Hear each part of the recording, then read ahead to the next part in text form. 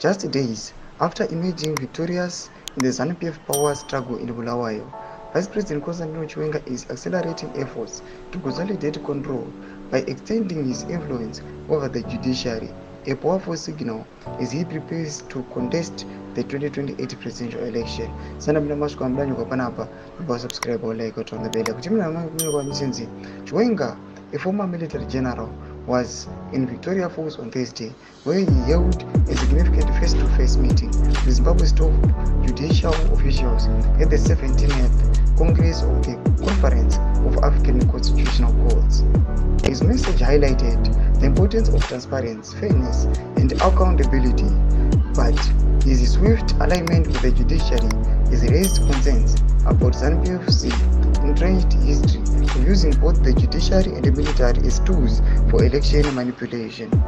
Historically, ZANU-PF has maintained a tight grip on Zimbabwe's judiciary. During RG Mugabe's regime, Justice Rita Makarau was appointed as the chair of the Zimbabwe Electoral Commission, where allegations of partisan decisions and the military influence in electoral operations marked her oversight. When Mnangagwa rose to power, he appointed Priscilla Chikumba as his chair, a figure criticized for shielding ZANU-PF from accusations of rigging and assisting calls for electoral transparency.